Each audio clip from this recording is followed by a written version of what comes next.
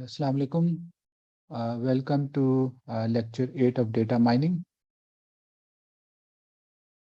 So today we will be discussing frequent pattern mining, which is chapter 5 of your textbook by hand. And frequent pattern mining and the associated problem of association mining is a key task in data mining. And we will be introducing the main ideas today and start with the discussion of one of the scalable algorithms for frequent pattern mining, which is called Apriori. In the previous lecture, we had wrapped up almost data preprocessing, a little bit discussion on discretization, maybe not even discretization, on concept hierarchy. I'll just start with that today, 5 minutes, and then we'll move on to frequent pattern mining, association mining. And we do have a quiz at the end of class today at 1:35 p.m. So I'm also planning your midterm exam. Your midterm exam I'm trying to schedule it on 5 or 6 March, which is Saturday or Sunday. So of course, this will depend on the availability of the venue as well. So ideally it should be in the afternoon, but let's see what happens. I will let you know the exact date and time. So as we discussed previously, the midterm exam would be on campus. Unless you have exceptional situations, we will consider other options, but you are required to give the midterm exam on campus. So the exam would be 2 hours long, but try to dedicate about 2.5 hours for the exam and the time before and after the exam. So the exact timings and dates, I will let you know. Any questions before we get started?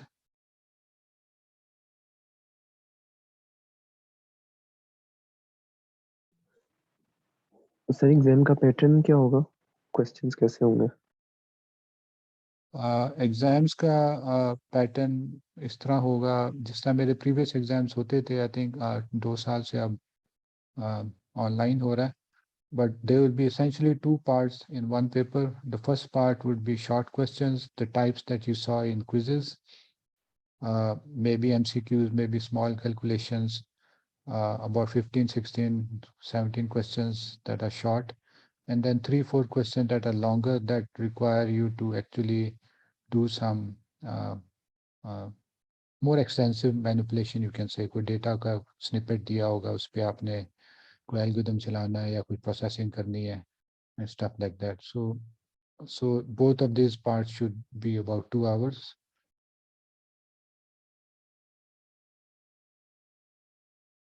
Okay. And it will contain all material until the 7th week, मतलब एक lecture before March 5. एक lecture हम review के लिए रख लेंगे, but जितना उससे पहले कवर हो गया वो कवर होगा, वो टेस्ट होगा एग्जाम में.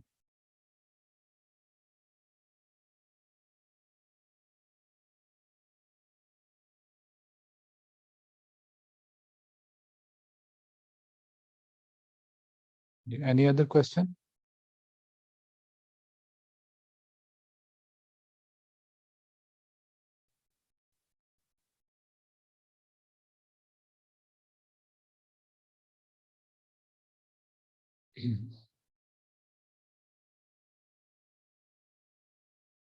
So very briefly, let me start with concept hierarchy.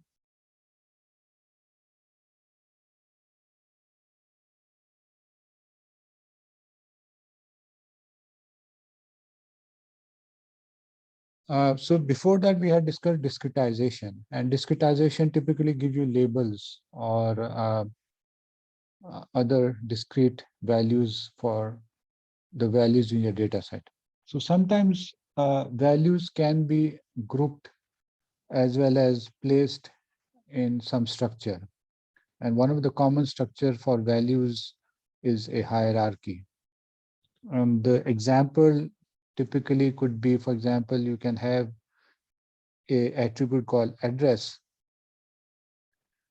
And so this address may contain all the information for the address, but maybe in another data set, you have an attribute called, let's say, house number, street number, and then city, and then country. So all of these together also constitute the attribute address. But within these attributes, there is a certain relationship between the values of those attributes. So, so in general, so sometimes you can do a grouping, and sometimes there's a strict hierarchy.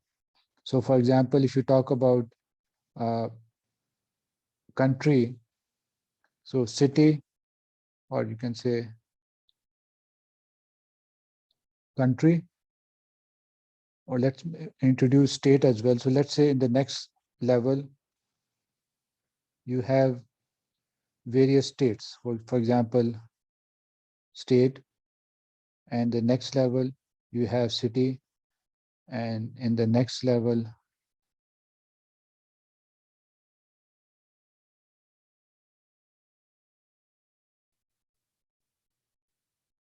and so on.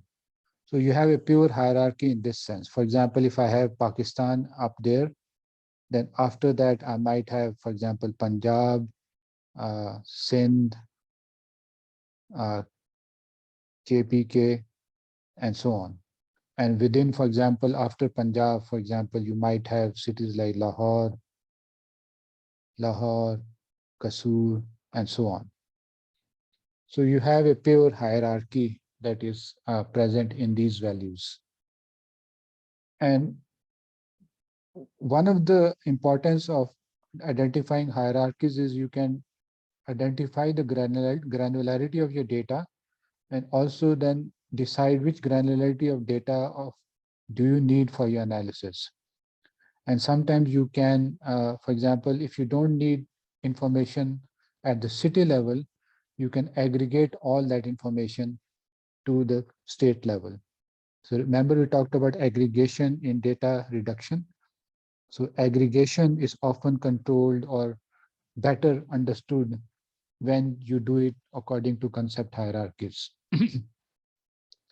So you can have concept hierarchies in other areas as well. For example, if you are a retail chain, then again, for those chains, you might have different hierarchies. For example, city, within a city, you might have different stores. So within a store, you might have different departments, and within departments, you might have different item lines, for example, and within items lines, you might have other things. And at the end of the day, you might have individual items, which are sometimes also called shelf keeping units. So these are the individual items that are for sale on in your store. It could be even an individual item that is for sale on an e-commerce website, which has an individual tag, individual identification. So again, there is the hierarchy here, pure hierarchy. You have a store, city store, departments, and so on.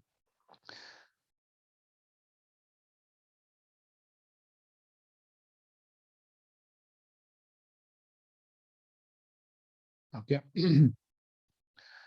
And so how do you build these hierarchies? Mostly human intervention is required, mostly. So you can't really have a purely automated approach to this.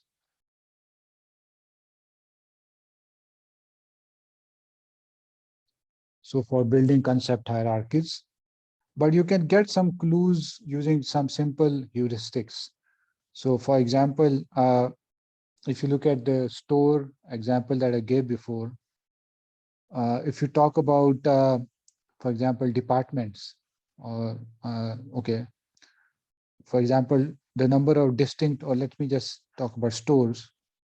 So the number of distinct stores that a company may have would be much larger than the number of cities in which those stores are placed.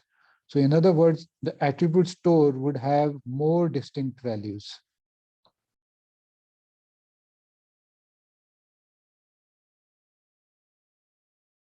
for store as compared to, for example, city. Okay?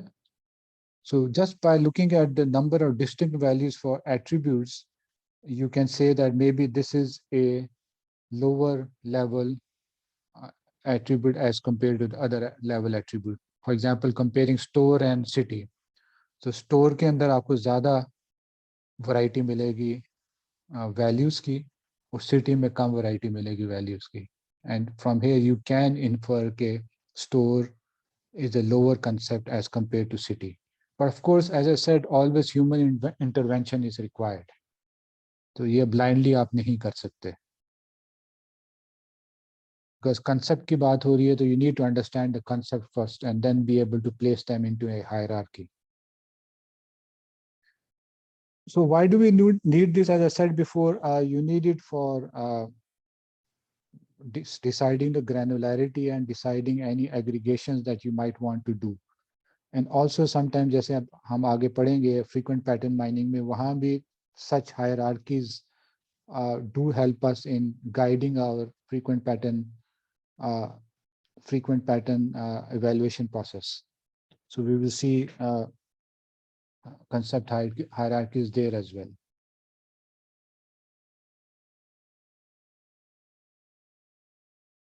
Okay, so I think with that, let's wrap up chapter 3 on data preprocessing, and let's move on to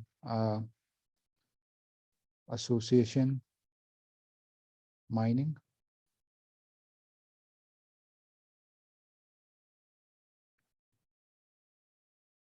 So association mining, you can also call this as frequent pattern mining.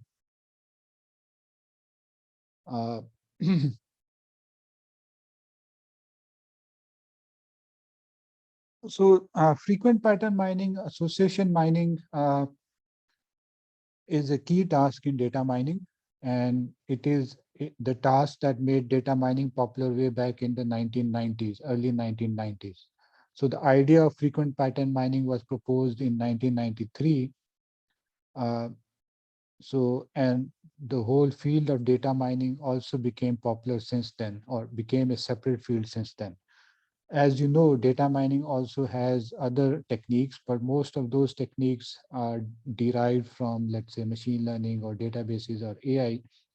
So this technique, although it's not entirely novel, but it became a separate technique in the 1993 and was placed primarily in the field of data mining.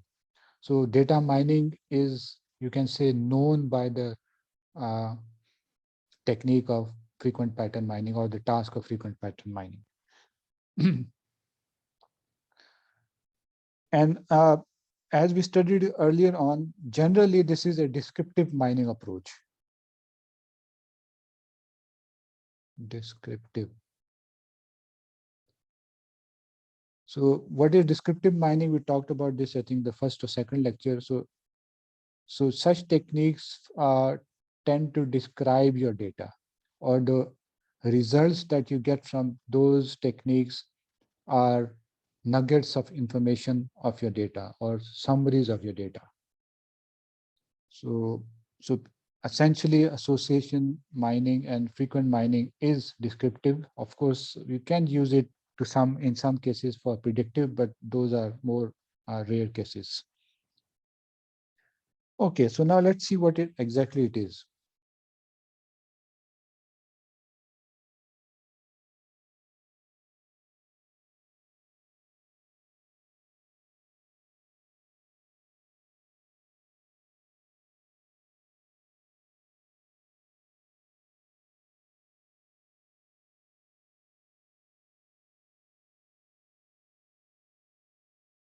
Okay, so this is the next slide.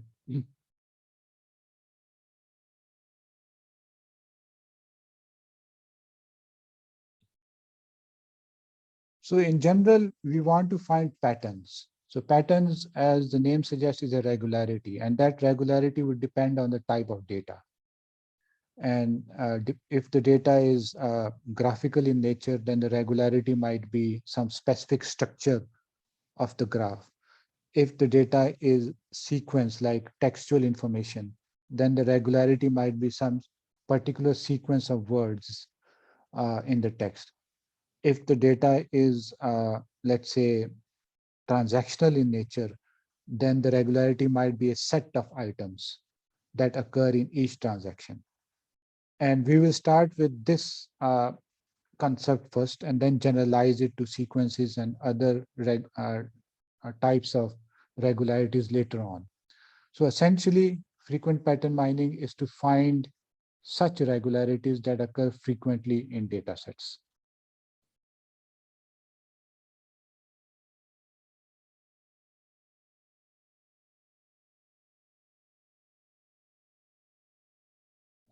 And the earliest successful application of frequent pattern mining was in the retail industry. And this particular problem is often called as the market basket analysis. And we will discuss that shortly. Basically, whenever you check out at a retail store, you have a basket with you and you have several items in it. So you buy several items in one transaction. So those are products that you buy. And of course, you bought something, the next customer will buy something else, and the next customer will buy something else. So you have a lot of such data or transactions. And from all such transactions, you like to find the transactions or the set of items that are sold frequently. And based on its variation, you can do also sequential analysis. If someone has bought something today, based on the historical analysis of your data, is he or she likely going to buy some other product tomorrow?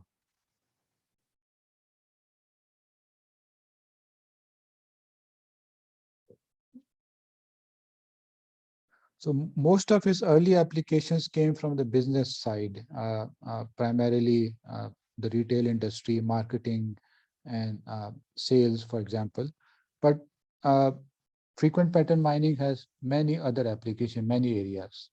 So,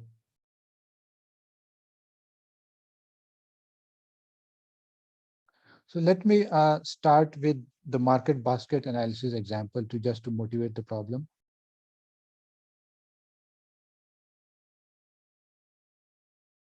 So as I said, each customer buys a set of items. So let's say, let me write those transactions here. So someone bought, let's say, coffee, let's say tea and milk. This is one customer. Another customer comes in, he buys tea and milk. Another customer comes in, he buys jam and bread.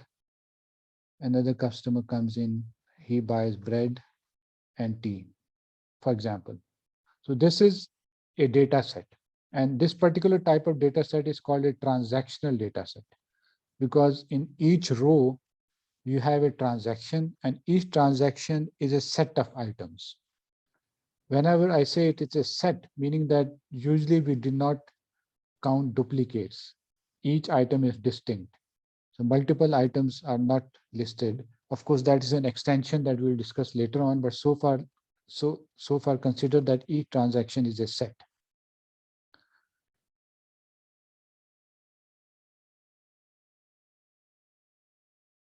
So in this data set, you have a number of products that are sold or bought. And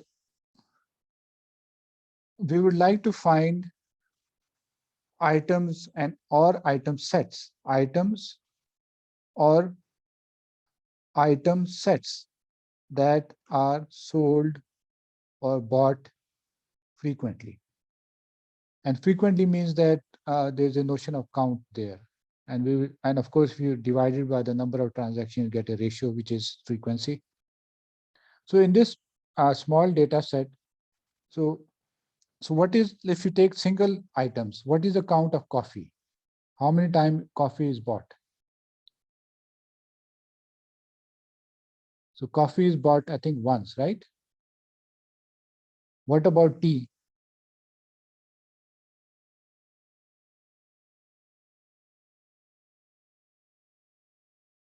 Let's see. So tea is 3, right? And milk 2.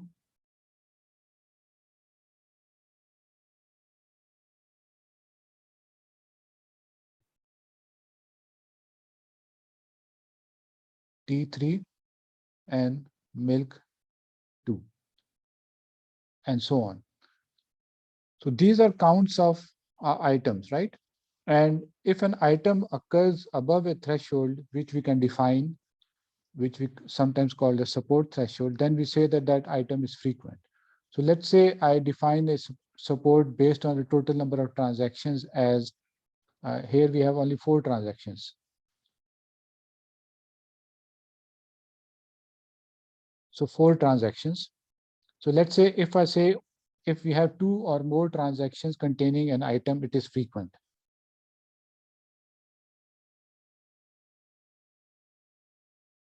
So given this small, let's say if 2 is considered frequent, then from here you notice that tea is frequent and milk is frequent.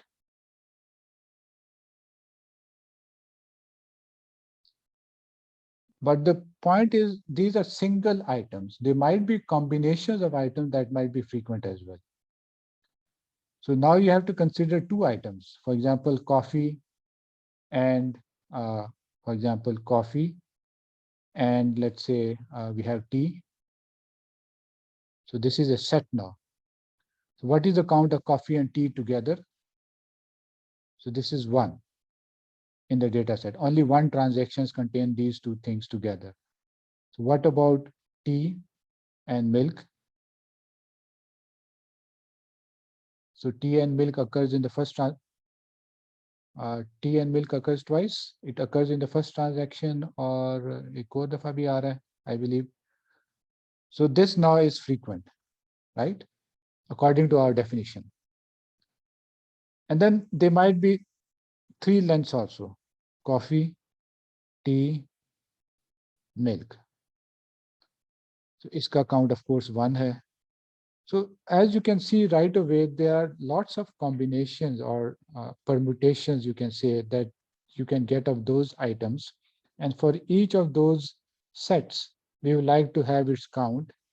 And then after knowing its count, if its count is greater than whatever threshold that we have set, then we call it as frequent. Okay?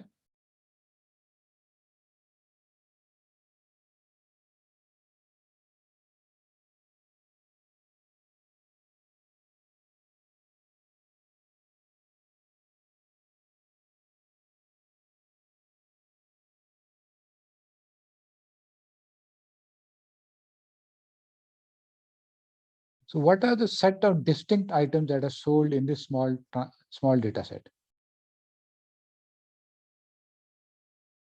Let's say the set of items in this small set, we have coffee, we have tea, we have milk, we have what? Uh, we have jam, we have bread. Anything else?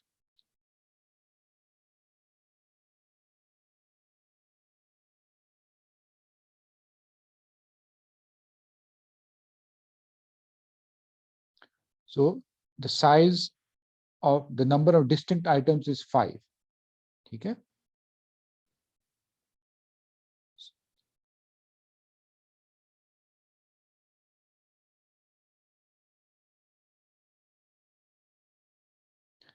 So it's 5. The number of possible items that are for sale in this small data set is 5.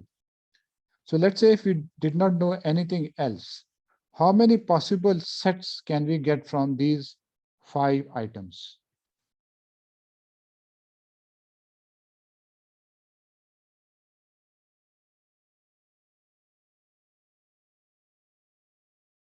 So we will get 2 raised to power of 5 possible sets of items, right? The power set, what we call a power set.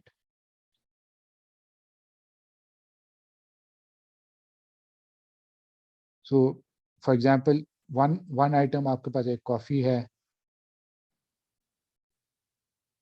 आपके पास T है, milk है, jam है, bread है, and then 2 combination आने शुरू हो जाएंगे. Coffee है, कॉमा क्या था, टी, देन कॉफी, कॉमा क्या था, milk, then coffee, comma jam, and you get the point. तो ये total 2 to power of 5 which is 32 होंगे. So it's a large number even for just 5 items. So in a typical retail store, let's say Carrefour, uh, what is the total number of items there? So let's say, denote this with M. So M kitna hoga for a retail store? So M is typically very large. So M would be even, I would say, in the order of around even thousands or hundreds of thousands. I would say tens of thousands. So what would be 2 to the power of M then? That would be a massive number, right? A massive number that cannot even be stored or saved on a computer effectively. Okay, so the number of distinct items, all possible items, is huge. But we are only interested in those items that are frequent. So we'll need to find some efficient ways or effective ways of mining such patterns and not spend too much time on enumerating all the possible sets and then counting all those possible sets in the data set.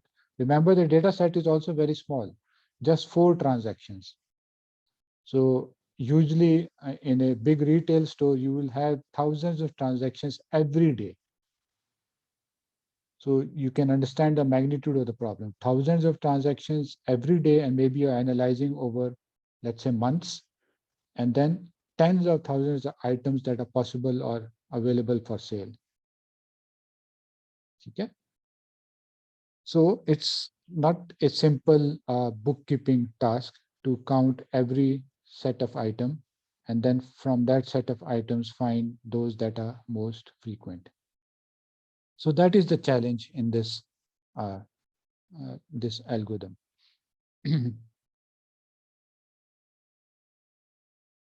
All right.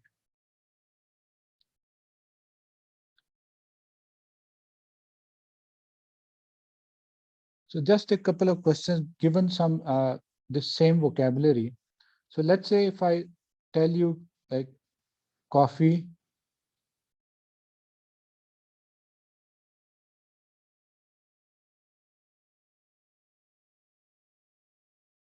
this set, let's say this occurs, let's say, just to give you a number, 10 times in another data set, let's say a bigger data set.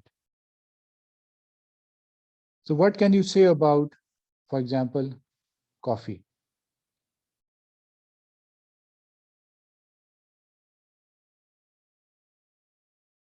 Can you say something about coffee?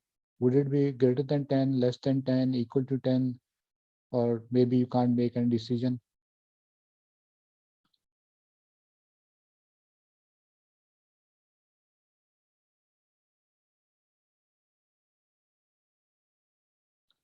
So if the set coffee, tea, and milk occurs 10 times, it means that there are at least 10 transactions that contain all three.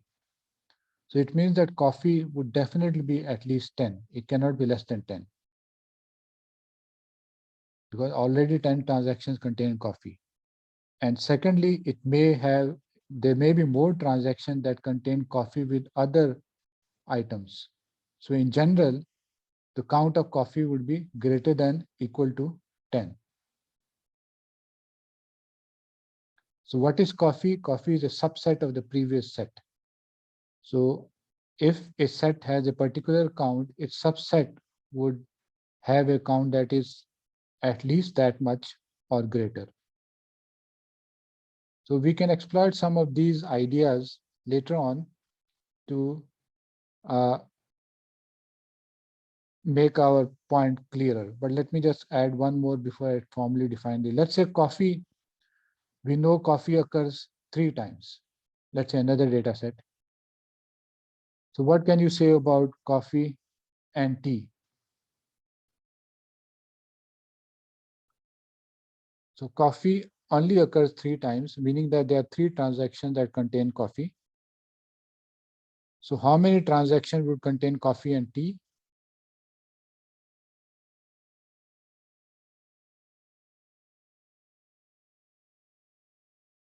So here we have the reverse uh, behavior, less than equal to 3. So it can be equal to 3, but it may be less than 3 because t is also present with it.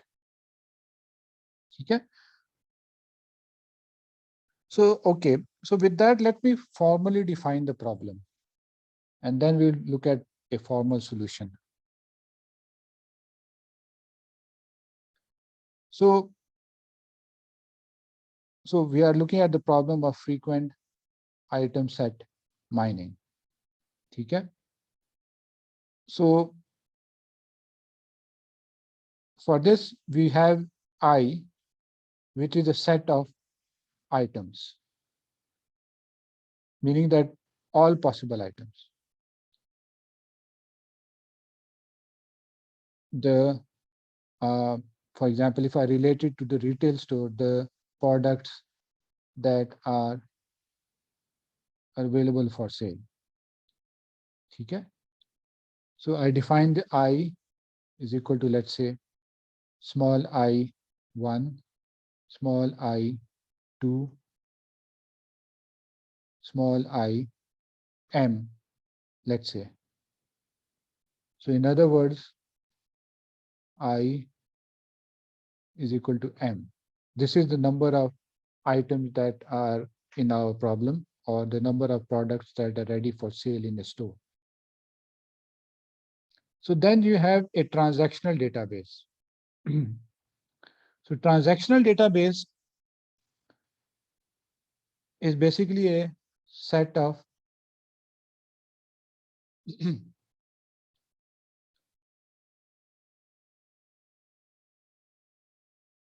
of course, transactions. So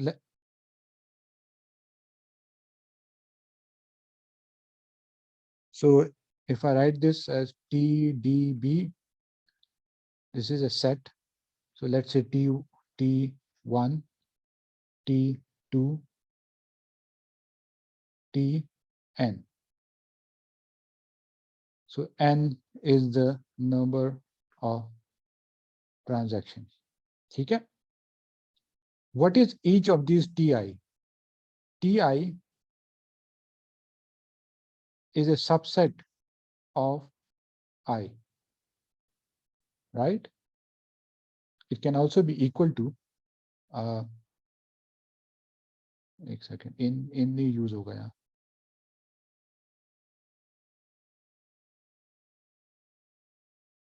यहाँ. This is actually LaTeX notation. The subset as well as equal to, वो U with a line underneath it. ठीक है?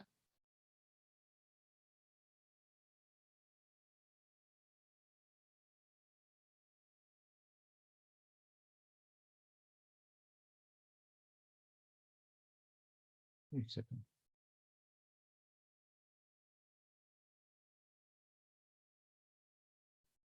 ठीक है. ठीक है? So far so good. So given this is our problem setting, and we also usually have a threshold which is given or set by the data miner, and this threshold can be called theta,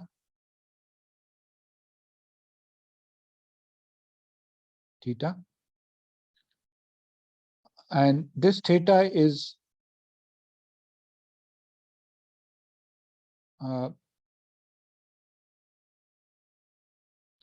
there are two ways of specifying the threshold. It's usually specified as a fraction, which we call support.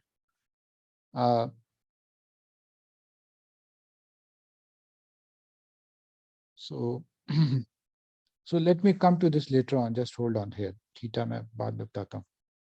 So now let's say we have an item set X, some item set X. So this item set X, of course, is again subset equal to I, meaning that आपके पास कोई item set X है, which could be a single item from I, or it could be multiple items from I, or it could even be all items from I. ठीक है? And let's say we have another subset Y, I. ठीक है? So first of all, what is the size of X? Or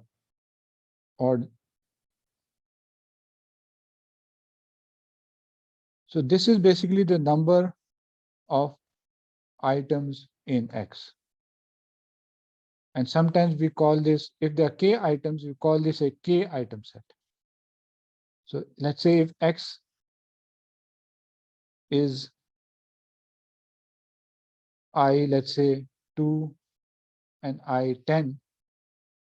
So this is a 2 item set because it has 2 items. And let's say Y is equal to I 5, I 6, I 25, I 80. So this is a 4 item set. So ये एक terminology use होती है. And in general, we call it a K item set. So K is the number of items in the set. ठीक है?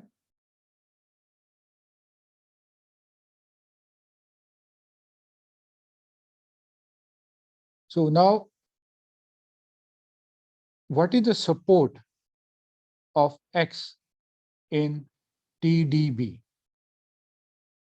So this is again a term that is used. Support is actually, if we say support count, it's the support means basically the fraction of times or fraction of transactions that contain the transaction or the item set X. And if we say support count,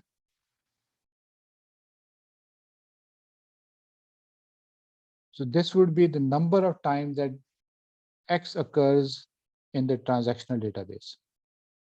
Okay?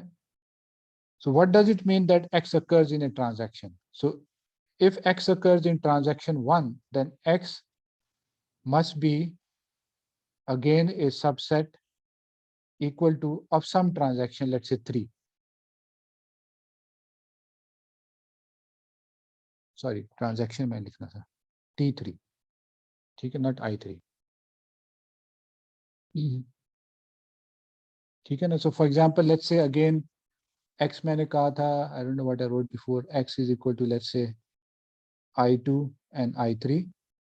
ठीक है?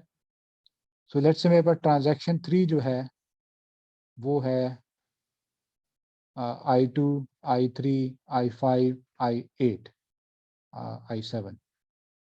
ठीक है ना? Obviously now X is a subset of T3. So it means that X occurs in that. So number of transactions in which X is contained is basically the support count, and support, which we denote as X, is basically count of X in TDB divided by N.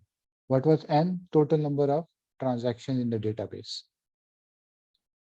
So basically एक ratio है, normalized है. ठीक है?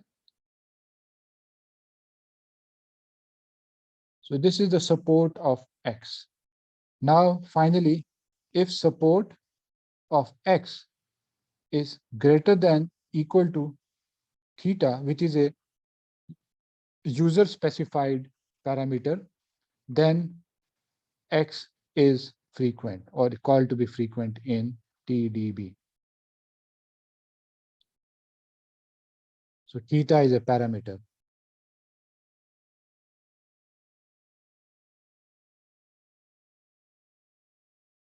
Okay.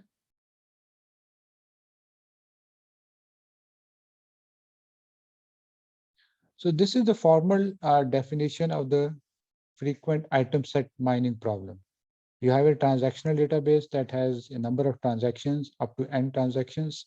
Each transaction contains items from a set of possible items I, and the goal is to find all possible and of course you are given theta, which is the minimum support threshold, minimum support. So theta, so basically minimum support threshold, and this is, as I said, is a parameter. Okay.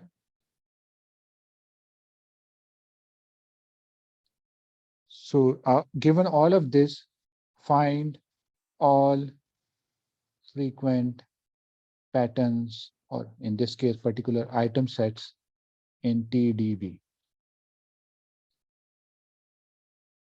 Okay. When I say find all item set, it means single items, two item set, three item set, four item set, until maybe even m item sets. M is the total number of possible items. Okay.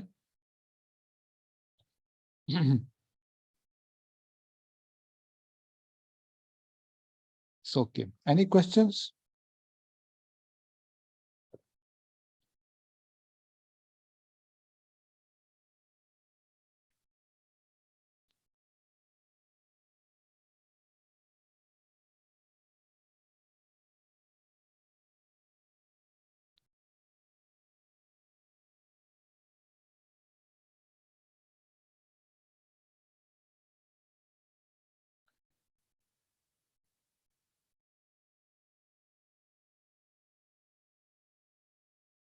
All right. Any questions?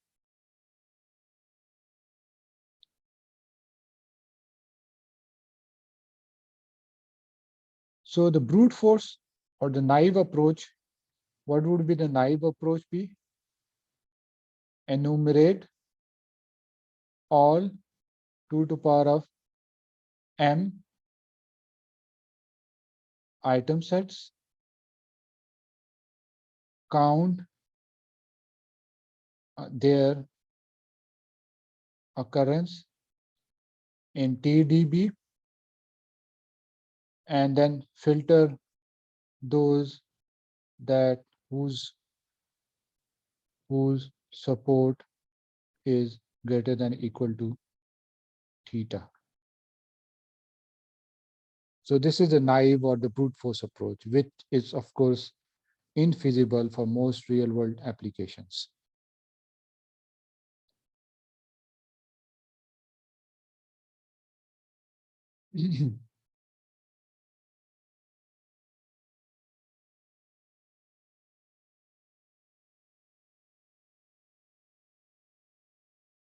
All right, so now let's start with one of the algorithms, which again is a iconic algorithm that is always linked with data mining.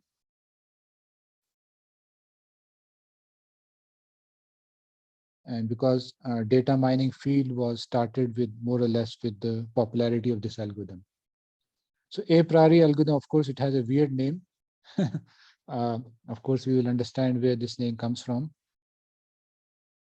So this is basically an efficient, scalable algorithm for item set mining. Okay. And it uses some key ideas. The first idea is, of course, the idea that I briefly mentioned earlier on. So what are the key ideas here?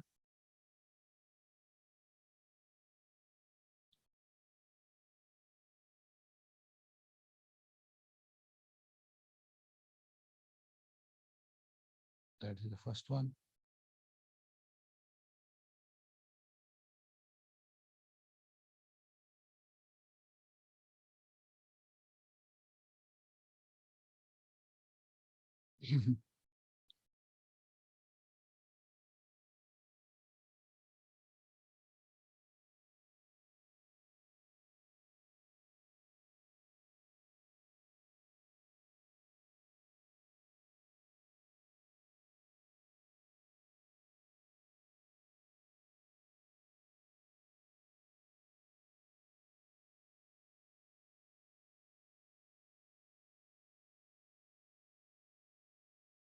All right.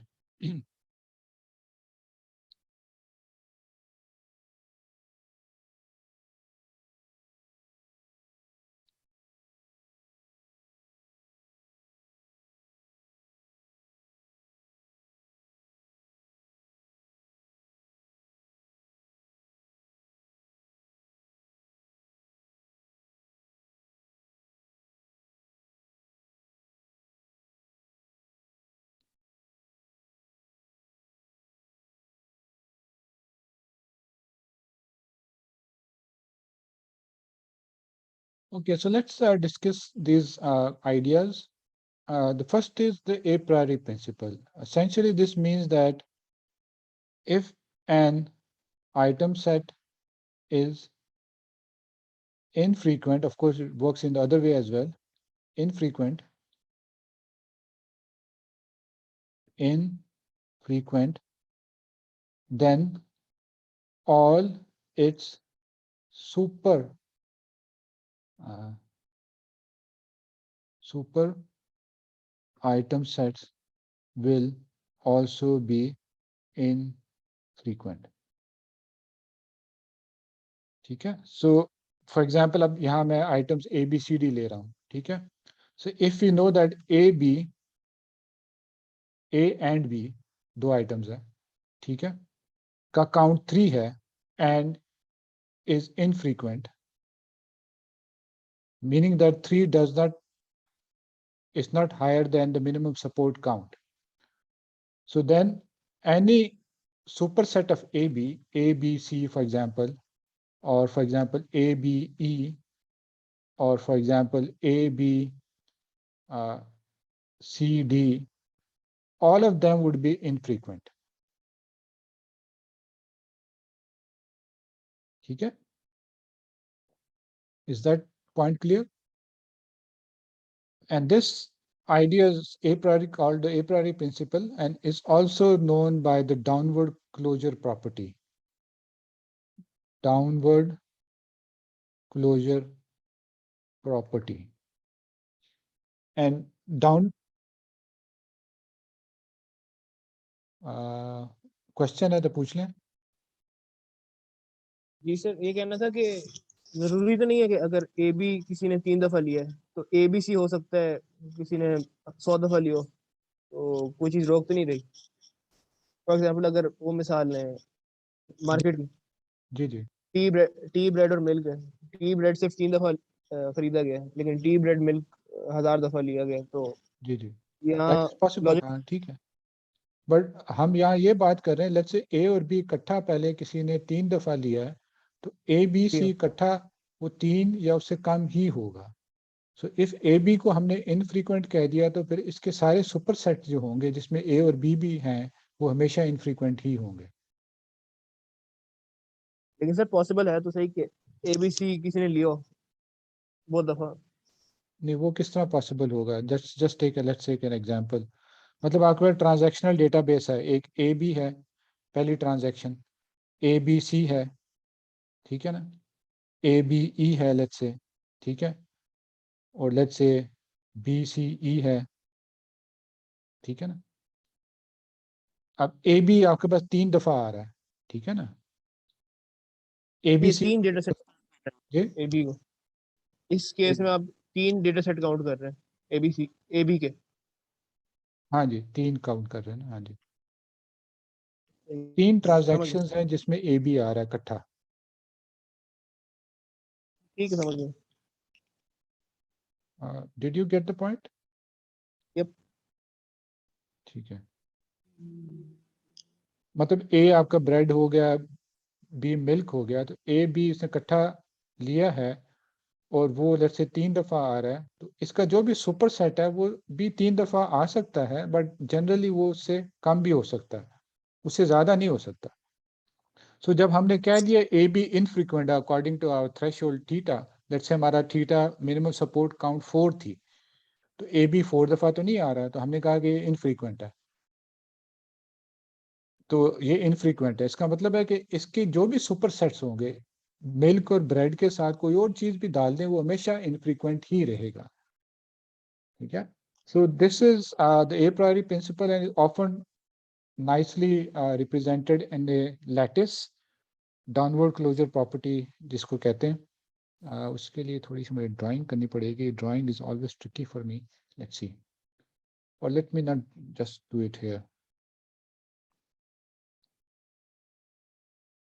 Okay so let's say level by level दूसरा मैंने एक point बताया था ठीक है ना so we start with one item sets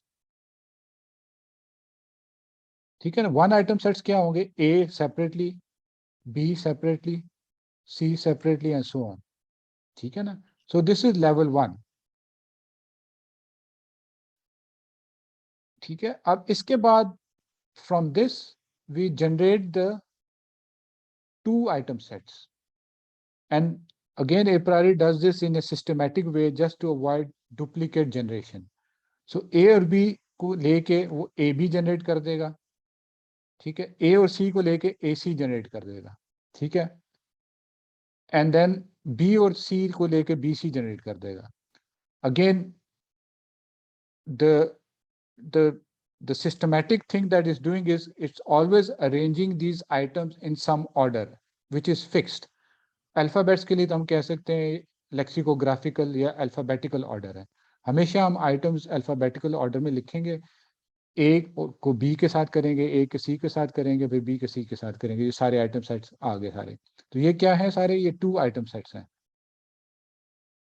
ठीक है so this is of course level two अब इस लेवल टू से ए बी और उसके बाद ए सी से फिर हम ए बी सी बनाएंगे and that's all we get so this is my three item set and this is my level three ठीक है अब ये मैंने एक्चुअली सेपरेट लाइंस में बनाया इनको दरमियान में आप लाइंस भी लगा सकते हैं तो शो कि ये कहाँ से जनरेट हो रहा है फॉर एग्जांपल ए बी जो है ना वो ए और बी से जनरेट हो रहा है तो ए से लाइन लगाएं और बी से लगाएं ए बी तक ए सी कहाँ से हो रहा है ए और सी से हो रहा है और बी सी कहाँ से हो रहा है बी और सी से हो रहा है इस तरह आप लाइनें लगा के ये लैटिस बन जाता है so this is called the item set lattice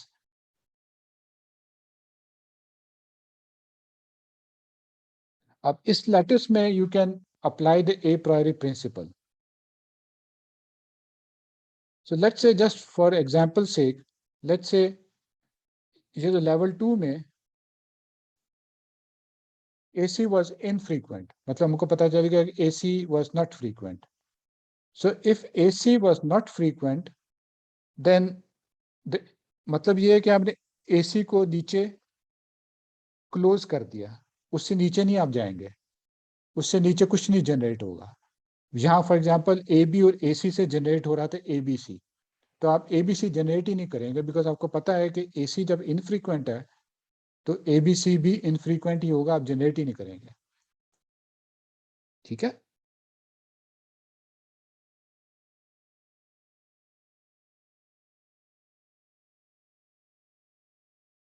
so that's why this is also called downward closure मतलब ये जो लैटिस बना है यहाँ आप लाइन लगा दें एसी के नीचे और कह देंगे नीचे क्लोज हो गया नीचे आप जा ही नहीं सकते सो डाउनवर्ड क्लोजर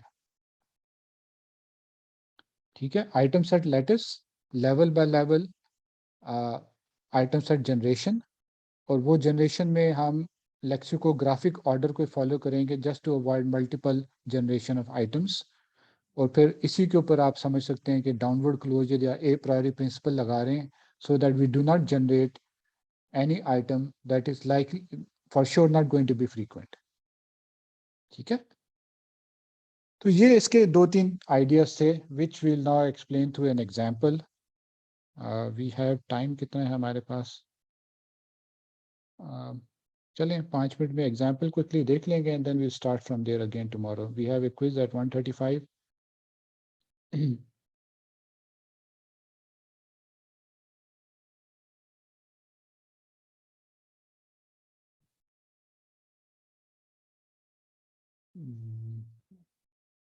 एक second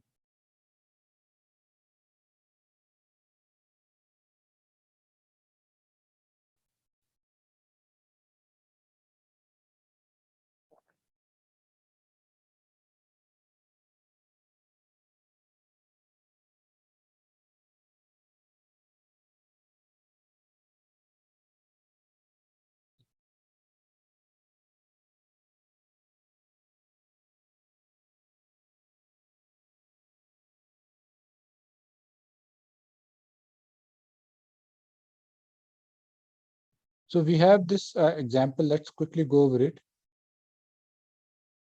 So transactional database hai.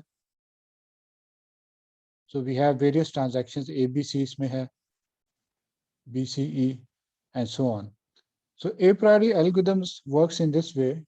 As I said, it goes level by level. It starts with first generating candidate one item sets, candidate, potential frequent item set, but one item sets. So what would those one item sets be? The single items in this transactional database. So they are given here. So A, B, C, D, E, E. Okay? So it generates the one item sets and then do a pass over the data set, which is a whole transactional database, and count them. So A is 2, 3, 3, 1, 3. Okay? And let's say minimum support count for this example is 2. So D has a count of 1. ठीक है ना? So ये candidate था, अब हमने इसको count कर लिया, हमको पता चल गया कौन सा frequent है. A, B, C and E are frequent. D is not frequent. ठीक है ना? According to our definition. So अब इसके बाद मेरे पास frequent one item sets आ जाएंगे. So इसमें A है, B है, C है, E है, D नहीं है. So हमने D को continue नहीं किया आगे because it is not frequent. ठीक है? अब ये जो frequent one item sets हैं, ये सारे इस टेबल में frequent one item sets हैं. अब इनको हमने यूज करके free candidate two item set generate करने, लेवल 2 पे जा रहे हैं. अब candidate two item set generate करने हैं. ठीक है? So, and we will follow the lexicographic order. We will always write item sets in the items in some fixed order, in this case in alphabetical order. ठीक है? So हमारे पास candidates क्या बनेंगे? A B, A C, A E, B C, B E. ठीक है? And सी ई. ठीक है? So these are the two item sets that are generated. These are candidates before the scanning of the database. So once we have generated the candidate two item sets, we scan the database and count them. So we get the count. So you notice that AB has a count of 1. AC has also a count of 1. So both of these are not likely to be frequent. I mean, they are not frequent at the two item sets. So जो frequent two item sets जो हमारे पास आ गए अब AB,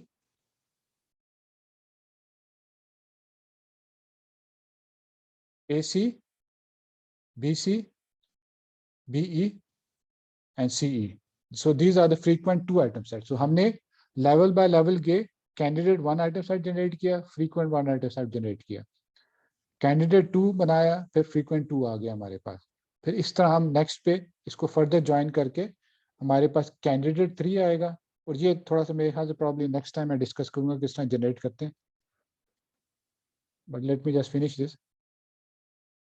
So again we are following the lexicographic order. So BCE आया. So BCE एक candidate generate हुआ और इसको काउंट किया तो हमारे पास काउंट 2 है. तो हमारे पास फाइनली 3 आइटम सेट जो आया वो BCE आया. So now we have generated and we can not go any further. इसके बाद खत्म हो गया. So now we have generated all the frequent item sets, including frequent 1, frequent 2, and frequent 3 item sets in this small data set by following this systematic approach where we applied candidate generation and testing, where we applied the Apriori algorithm, and where we did a systematic way of generating the candidates. So I think I will stop here and we'll start from here next time. And are there any questions?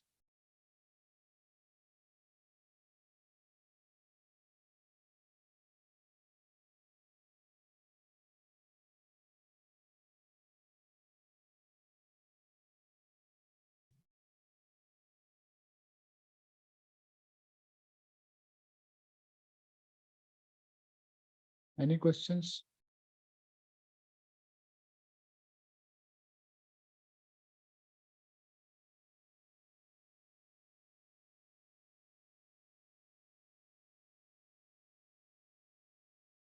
So your next assignment is also ready. I think it should be out by the end of this week. It will be on item set mining.